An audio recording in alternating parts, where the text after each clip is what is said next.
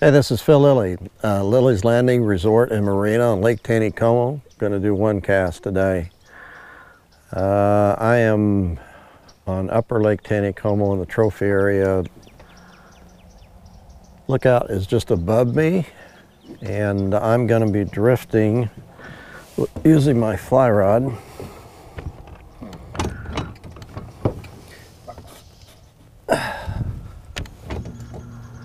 I'm going to drift this inside bend down past the Narrows. It's about a 3/4 of a mile drift. Setting the boat kind of on about 1.5 boat lengths from the bank, about 35 feet. I'm going to be fishing the inside. I'm using a number 12 gray scud.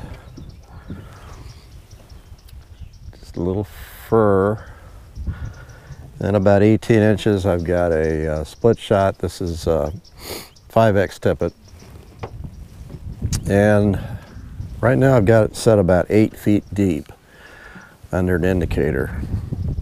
I'm going to make it a little bit deeper. I was fishing this about 9 feet. I was fishing this the other day when they were running 2 units. Drifted this little stretch and caught 6 rainbows on it. And the trick is to try to keep the boat moving about the same distance as your float. It's a little bit of a breeze blowing up lake, and generally the water against the bank is a little slower than out. So I'm gonna have to keep hitting my trolling motor to keep me going down the right speed.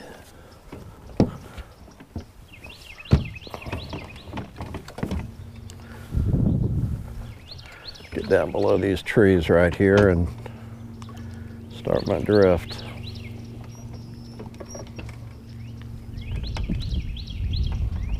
Could cast in towards the bank. It's a little bit harder to control the drift because the water closer to the bank is a lot slower than the water out here.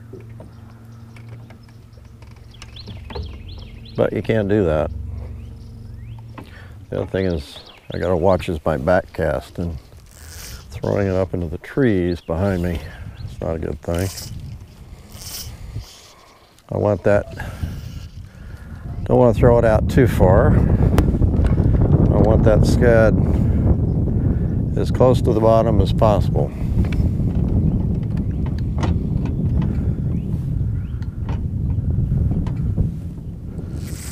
Like I said, I want it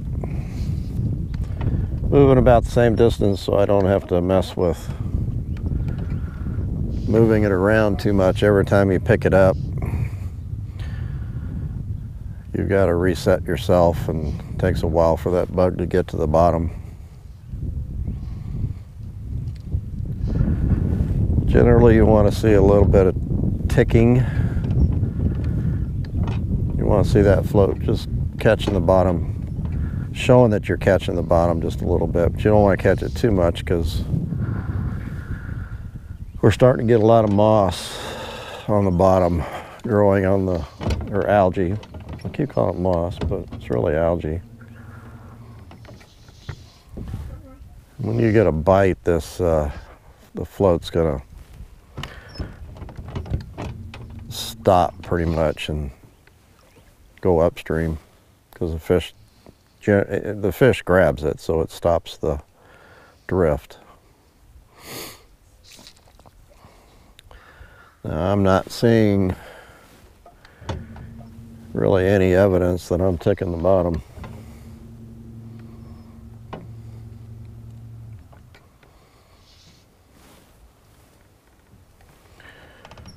But I'm kind of going, this first part up here is fairly deep. But coming up here, I'm coming up to a, I'm not doing a very good job of keeping my boat steady, sorry.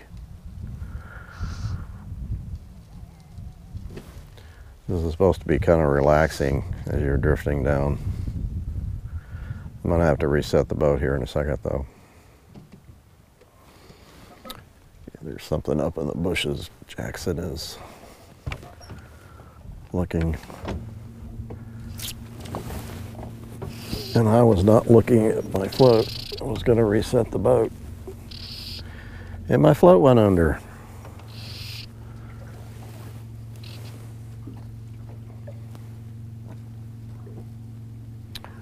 Looks like a groundhog up there.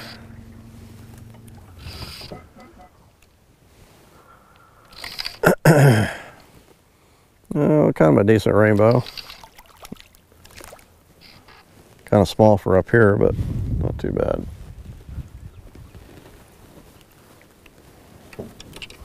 Got him right in the corner of the mouth. Should be able to just flip him off the hook. Oh, I got him kind of in the hard spot in his jaw. Get back out there before I get underneath these trees. Can also do a little roll cast. Yeah, no, I'm getting too close to the back. That's okay. So I got one on the first cast. That's all that matters. Now I don't care if I cast and cast and cast.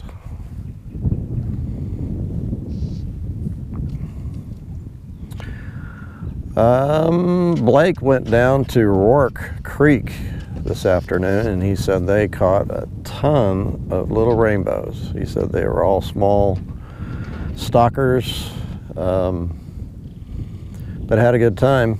I didn't ask him what he caught them on. When they get up in Rourke, it really doesn't make any difference what you're throwing. Seems like when they get up in there, they're chasing a lot. So they're chasing spoons and spinners and jigs and little stick baits, crank baits. A lot of the guides will fish the pink worm up there. Oh, phooey, I missed one. Pink worm is very popular up in Rourke Creek, and I imagine they're in Turkey Creek. If they're in Rourke, they're in Turkey. I did post a fishing report last night, and did talk a little bit about the creeks. Water up there, somebody said it was 6 degrees warmer. So it'd be about 52, 53 degrees in the creek. So the trout actually like that water compared to 47 out here. So once they find it, they end up staying up in there. I haven't been in there, but usually the water is super clear too, so you can see those fish.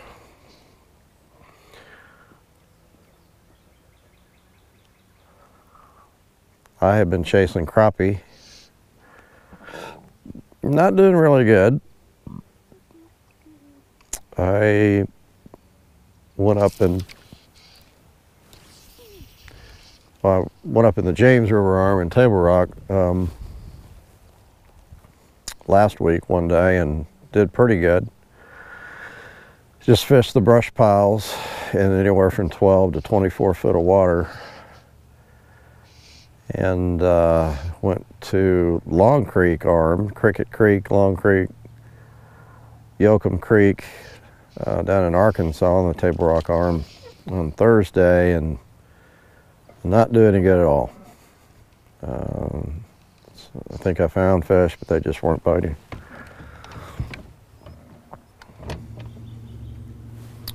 And yesterday I took John Johnson and his buddy Steve. They're from Kingfisher, Oklahoma. We went back to Bridgeport, James River, and fished those brush piles. And I've always done really good in the rain, but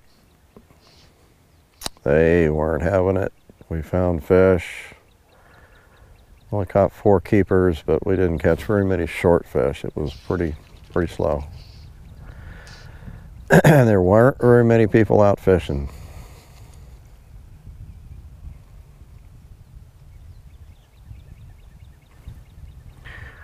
As I explained in the fishing report. They are now, ooh, there's a later one.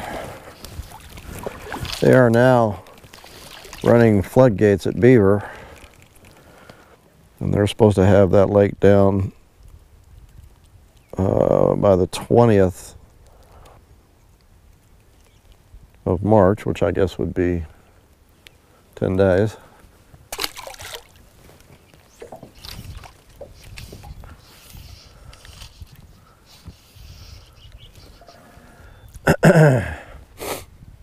But we're supposed to get some rain, forecasted for the next 7 days, 2 inches.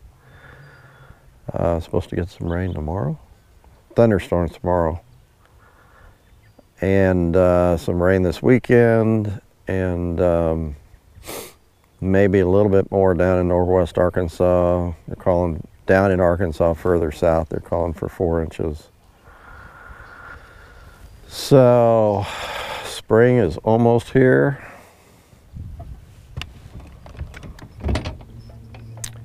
Well, Phil, so you don't take your eyes off the float. Sorry, I missed that one.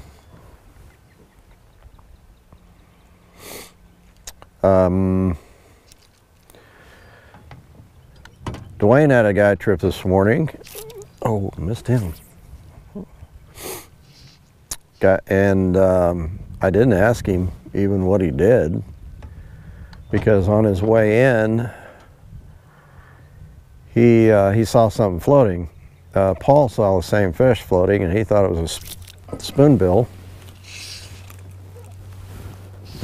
And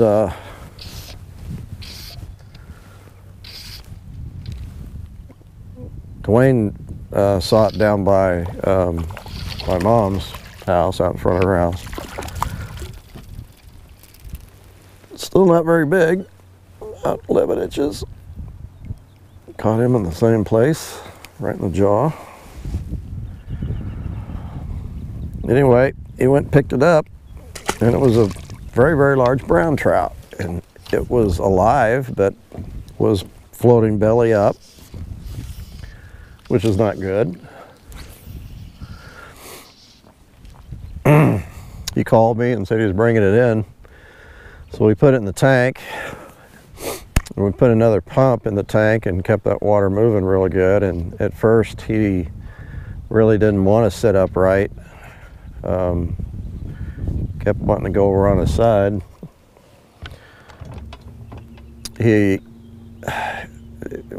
I thought, and Dwayne thought, when he took it out of his live well, the fish was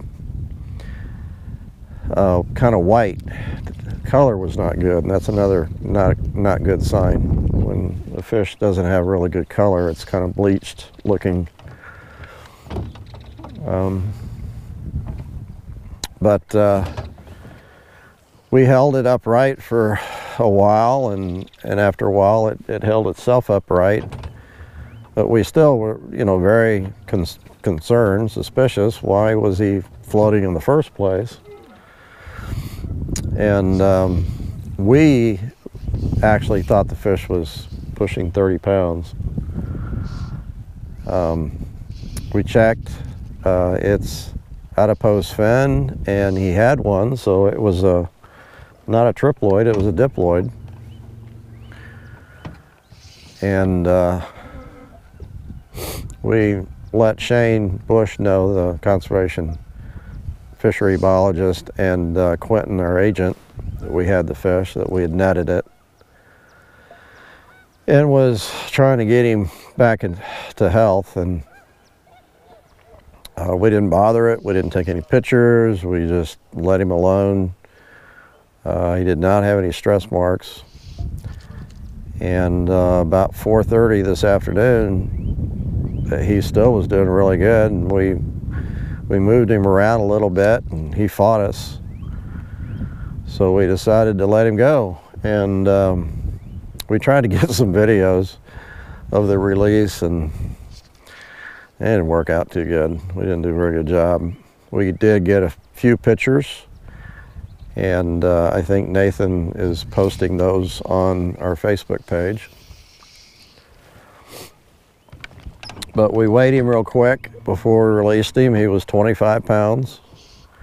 Did not get any lengths or girths. We really didn't want to handle the fish. We just wanted to get him back. Very pretty fish, very healthy looking. And when we released him, Dwayne had him by the tail, and Dwayne could not hold him.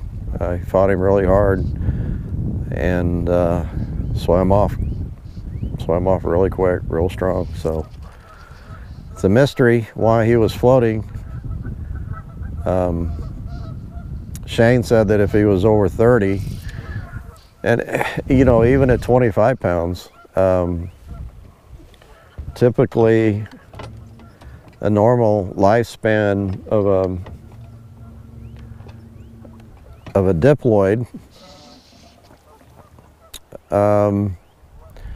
you know, 25 pounds is Shane said it's pretty close to the end of his life, so he could have just been dying. Trout do sink when they die, so you know, when these big fish die, they usually just sink and you never see them. But this one, for some reason, was floating. So I'm now just about ready to go down through the Narrows, so hopefully I'll pick up one or two more.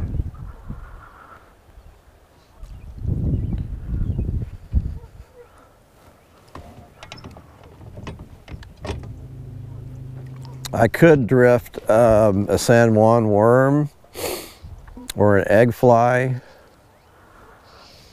or a tandem, 2 flies. You can float 2 flies. I just was doing one. A lot of times you fish 2 flies, you're going to get all tangled up, and I didn't want to fight it. I'm moving the boat a little bit.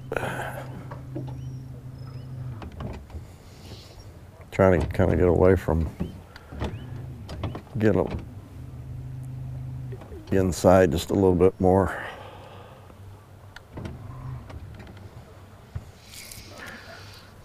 Got a pretty stiff wind now to my left downstream.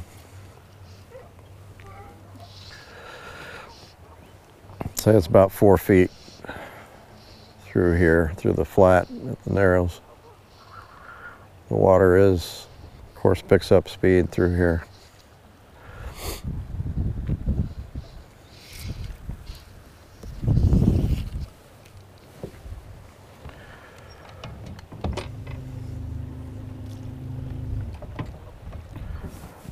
Whew, it's chilly too.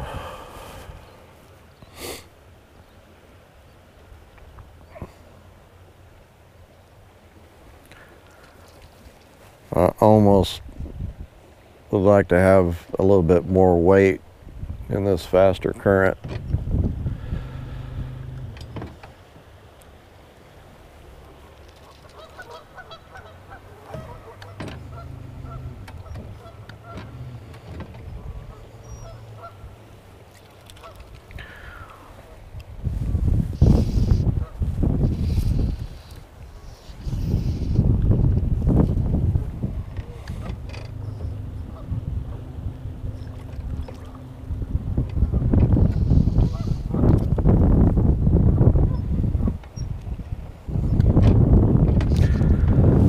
Going to go down a little past where it drops off and gets deep down here, and I think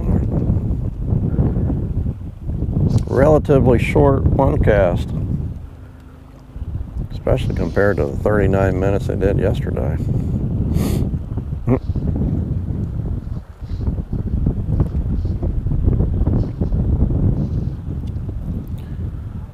I have to be honest, when I first saw yesterday's one cast and I saw where they were and where the boat was, I thought this might be a really interesting one cast, because it kind of looks like they're stuck.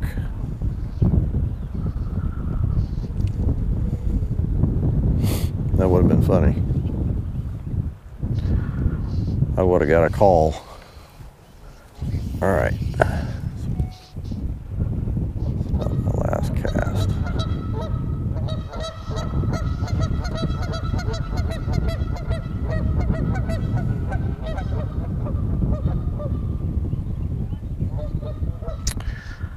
Oh, we got a little mating going on over there.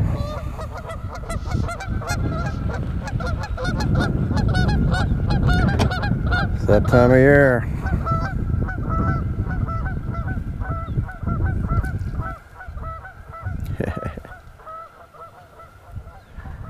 They get really noisy this time of year. Okay, I'm in the deep water. I'm not gonna catch nothing now. Yeah, the narrows is really good, but you just about have to reel in and put another split shot on to keep that bug on the bottom. It worked really good until I got there. I didn't have any moss, so that's good. All right, thanks for watching. We'll see you tomorrow.